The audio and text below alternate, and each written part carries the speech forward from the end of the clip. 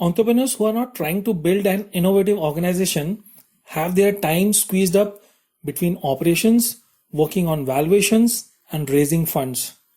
The main task of an entrepreneur is to build a self sustaining organization that does not have to fight for its existence. The DNA of the organization is a vital aspect of achieving self sustainability. I met an entrepreneur who co founded a startup in the SaaS space. At that time, his startup had undergone a valuation exercise.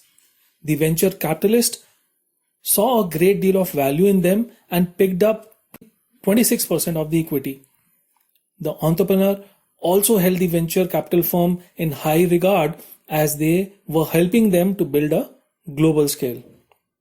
I asked him, "What is the secret of your success?"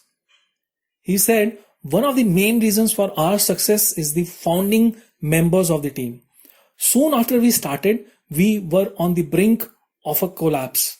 There was a complete slowdown, the orders didn't come through, and we didn't have a lot of money in our bank. Wages became a matter of concern, and the key people were leaving us. However, a bunch of 10 progressive software developers who couldn't get new jobs remained with us.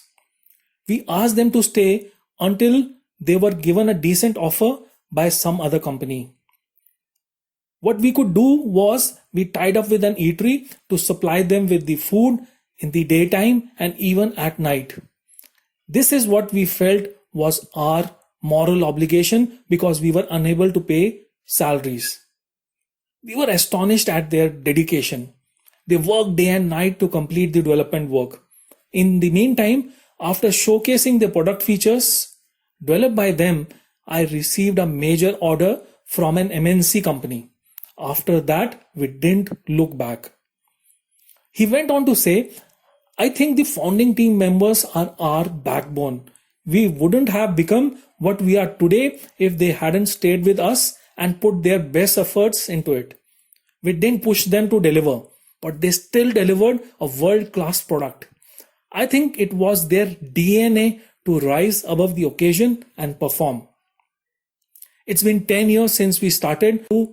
Customers value our products in more than 20 countries, including India, Australia, the United Kingdom, and the United States." I was so happy. I asked him, "Where are those 10 founding members today?" He said, "We are lucky enough to have all the 10 members with us, even today. We have given them attractive stock options and they enjoy steadfast positions with the organization." So friends, it's the team that makes up the startup, not the product or organization per se. An organization is formed because of the team members, and entrepreneurs recognize that fact very well. My name is Saurabh Likha. This article is taken from my book Entrepreneur to Market Creator, which is available on Amazon.